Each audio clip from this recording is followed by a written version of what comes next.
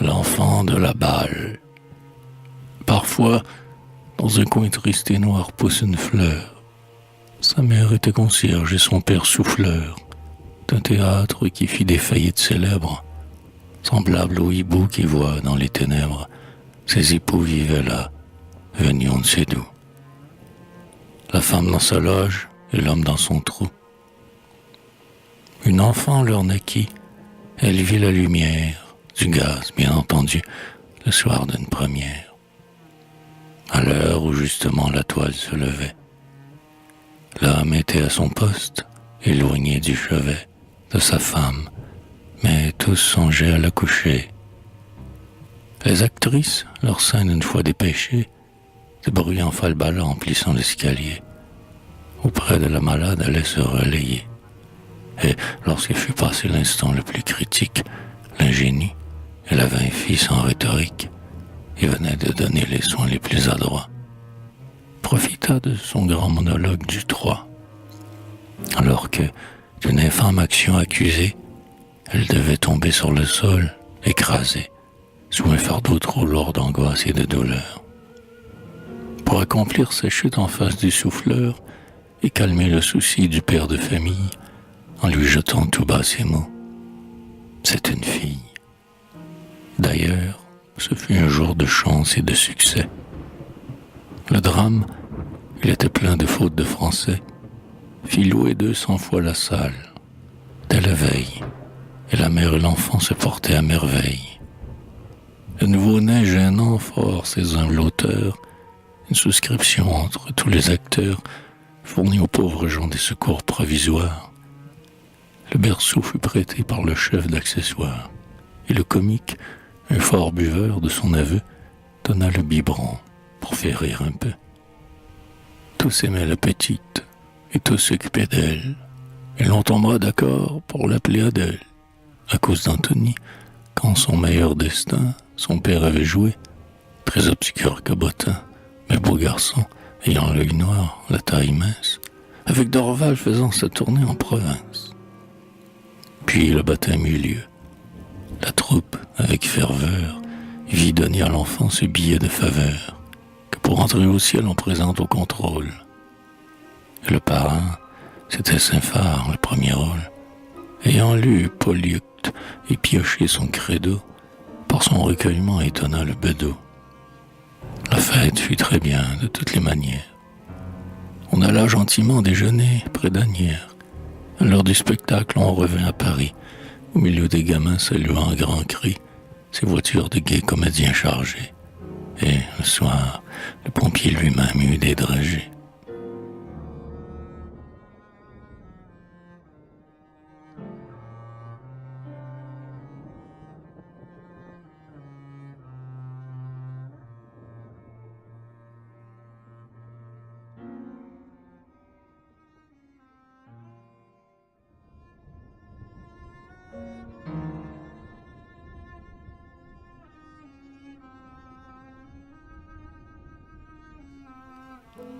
Les artistes ont très bon cœur. Le plus souvent, c'était à qui prendrait le mieux soin de l'enfant, la concierge en sa loge étant très occupée, à qui ferait sauter la gentille poupée, à qui l'entourerait de 1000 attentions. Les femmes la portaient aux répétitions, et la petite Adèle y faisait les délices, des longs moments d'ennui perdus dans les coulisses. La duègne, en attendant l'appel du régisseur, berçait sur ses 2 bras l'enfant avec douceur. Puis, quand venait son tour, à sa réplique prête, repassait le bébé bien vite à la soubrette. Quand il eut 15 mois, quand son corps se tint droit, ce fut Madame Armand, l'étoile de l'endroit, qui la fit marcher seule et qui, de ses mains blanches, guida les premiers pas d'Adèle sur les planches. Mais quel triomphe aussi quand, un beau jour, soudain, elle alla du côté cour au côté jardin, puis, dès qu'elle se mit à babiller, ses dames lui firent répéter des mots de mélodrame. Et l'enfant, influence étrange du milieu, avant papa, maman, vas-y. Merci mon Dieu. Pourtant Madame Armand, pieuse à sa manière, lui fit aussi par cœur apprendre sa prière. Et lorsque les acteurs se taisaient un instant, Un fragment de pater de derrière un portant s'envolait, murmuré par une voix plaintive. Quelquefois ces mots. Que votre règne arrive. Ou quelqu'ainsi soit-il, ponctuait tour à tour la tirade du traître ou la scène d'amour. C'est ainsi que vivait, depuis 7 ans, Adèle, heureuse de sentir tant d'amis autour d'elle, et faite à ce milieu tout artificiel. N'ayant presque jamais vu la couleur du ciel, elle jouait dans l'ombre, et la nuit était brave, comme un frais papillon captif dans une cave.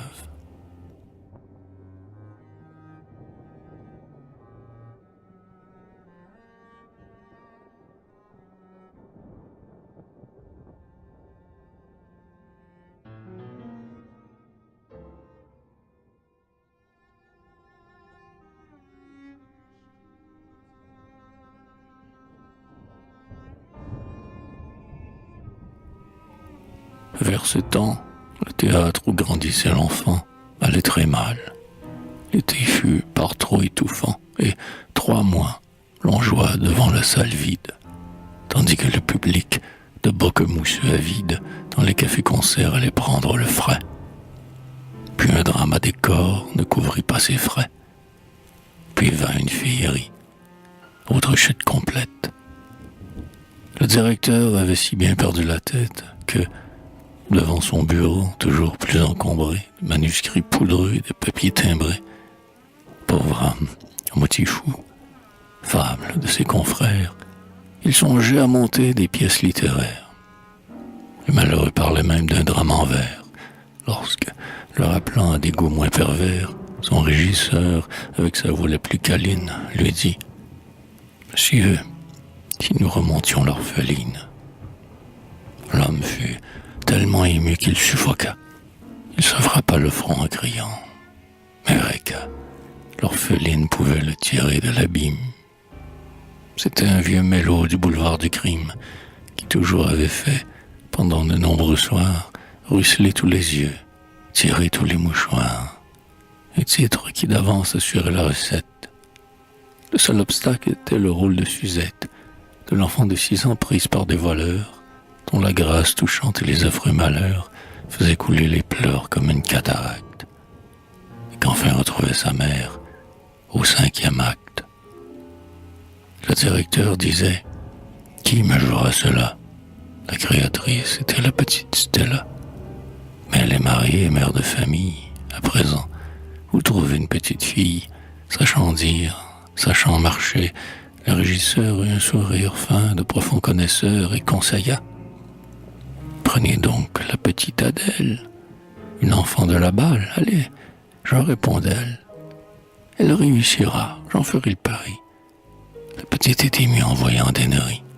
Son premier alphabet fut Lazare le Padre. Artiste dans le sang, c'est né pour le théâtre, et ça vous portera joliment les haillons.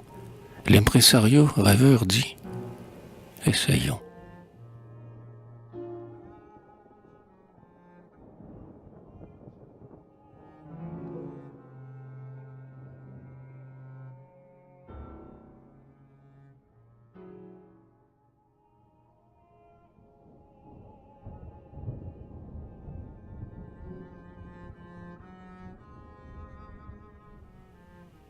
On mit donc l'orpheline à l'étude au plus vite, et l'on distribua le rôle à la petite, après avoir, avec un cachet de 10 francs, apaisé les légers scrupules des parents, qui d'abord alléguaient sa faiblesse et son âge. Et l'aisance régna dans le pauvre ménage, et la loge lança dès lors aux environs des parfums de civet et de dinde au marron. Pour Adèle, elle était par la joie étourdie. Un rôle, elle allait donc jouer la comédie. Un rôle, elle pourrait enfin se maquiller. Quand le vieux régisseur l'eut bien fait réveiller, on répéta, chacun pressentit la victoire. La petite vibrait comme au conservatoire, disait juste, écoutait à merveille et savait, avec le moindre mot, obtenir un effet. Alors le directeur fit agir la réclame, assiégea les journaux, car bien que son vieux drame fût écrit en patois et fût bête à pleurer, il était maintenant sûr de tout réparer et de combler le gouffre immense de sa dette. Adèle sur l'affiche eut son nom en vedette, au-dessus de Saint-Phar et de Madame Armand, ce qui fut un scandale, et depuis ce moment, l'actrice, qui naguère en faisait son idole, à l'enfant n'adressa même plus la parole, et Saint-Phar, furieux, menaça d'un procès. Cependant, on donna la pièce. Quel succès!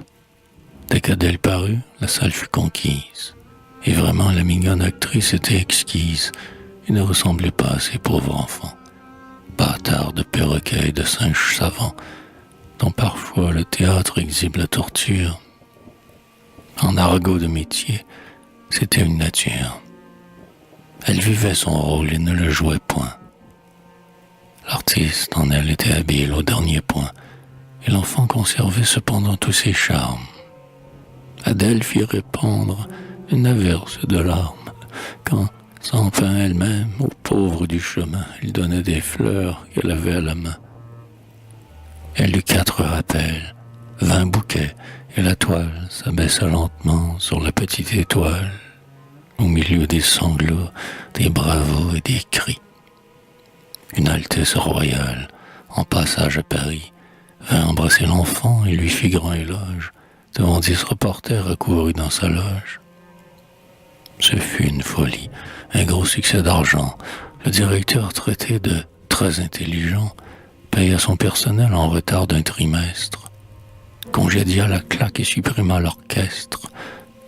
Plein d'audace, il risqua des tarifs inouïs. Son théâtre, autrefois le dernier des boui-boui, vit devant ses bureaux piaffer les équipages. Les journaux l'exaltaient à leur 3e page, épuisant leurs clichés jusqu'aux mots de gamin et parlant du caissier qui se frottait les mains.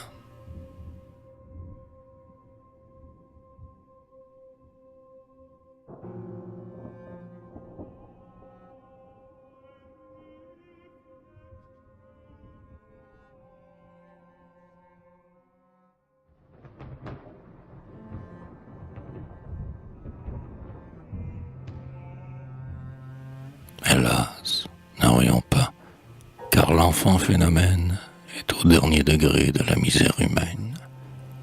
Regardez seulement ces grands yeux moribonds, au milieu des bouquets et des sacs de bonbons. Affolé et vivant comme dans une fête, Adèle se plaignait pourtant de maux de tête. Un frisson secouait parfois son corps nerveux. Elle portait, d'instinct, la main à ses cheveux et disait: c'est passé. Mais l'enfant de la balle, un soir ayant joué sa scène principale, effraya les acteurs par son teint enflammé. Et l'un d'eux, le fameux comique bien-aimé, qu'adore les titis pour son grand nez qui bouge, lui dit: mais pourquoi donc as-tu mis tant de rouge? Alors, touchant son front d'un geste machinal: non, je n'ai pas de phare, fit Adèle, j'ai mal. Elle joua pourtant, mais la pauvre petite fut prise dans la nuit par une méningite. Quel désastre! On doubla le rôle sans pitié, mais la location baissa de moitié. Le médecin craignait une crise mortelle, et l'on n'entendait plus qu'un mot: comment va-t-elle? Le directeur montra beaucoup de dévouement. Il l'avait fait porter dans son appartement, et de ses pères et mères il avait pris la place, veillant la chère enfant, lui mettant de la glace sur le front, l'entourant de ses soins amoureux. Une nuit, la malade eut un délire affreux. Elle croyait jouer avec ses camarades, récitait des fragments de rôle, des tirades, demandait si Nadar vendait sa carte album et si l'on avait fait le soir le maximum. On crut qu'elle serait à l'aurore enlevée, mais quand le docteur vint, il dit: elle est sauvée. Mais vraiment, 4 jours après, elle allait mieux. Alors tout le théâtre eut un air radieux. On allait donc enfin revoir la chère absente, reprendre l'orpheline, et la convalescente, devant tous les acteurs penchés sur ses rideaux, soulevait doucement le verre de Bordeaux que le bon directeur avait versé lui-même et disait avec un sourire, à la 100e.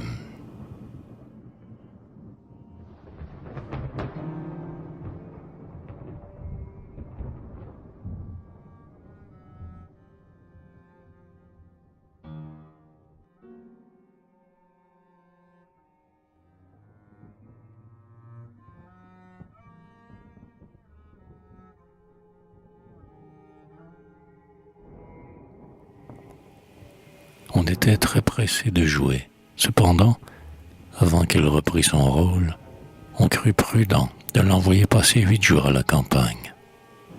Un riche fabricant de faux vins de champagne, sénateur influent, très fort sur le budget, précisément depuis quelques mois, protégeait Chlorinde, la coquette, et près de Courbevoie avait construit un nid de verdure et de soie, où ce législateur abritait ses amours. Chlorinde y mènerait l'enfant pour quelques jours, afin qu'elle revînt forte et prête à combattre. Et l'on encaisserait encore 5004, le maximum. Ce fut arrangé. L'on partit. Le cottage où logeait Chlorinde était petit, mais un charmant jardin plein de roses trémières, que le soleil de juin criblait de ses lumières, s'étendait enchanteur devant la véranda. On mit là le fauteuil d'Adèle, on l'accouda dans les coussins devant cette fraîche nature. Elle n'avait jamais vu de fleurs qu'en peinture, de clarté que le gaz reflété par du zinc, et s'écria d'abord « Tiens, le décor du 5 ». Mais l'enfant tressaillit bientôt, toute surprise.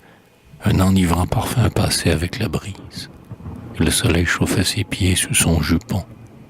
Elle ferma les yeux et dit « Ah, que c'est bon !» Et dans ce doux état de langueur étonnée, elle voulut rester là toute la journée. Mon Dieu, que c'était beau, que c'était bon cela. Mais Chlorinde, observant ses regards, se troubla d'y voir on ne sait quoi d'inquiétant éclore. « Rentrons, mignonne. »« Oh non, dit l'enfant, pas encore. » Elle rentra, pourtant, quand le couchant pâlit. Mais elle frissonnait en se mettant au lit. L'air pur d'un ciel d'été, la chaleur naturelle d'un jour de juin avait été trop fort pour elle. Et sans qu'une lueur de raison reparût, la nuit, elle eut encore le délire et mourut. Car c'était une fleur à l'ombre habituée. Elle a vu le soleil un jour. Il l'a tuée.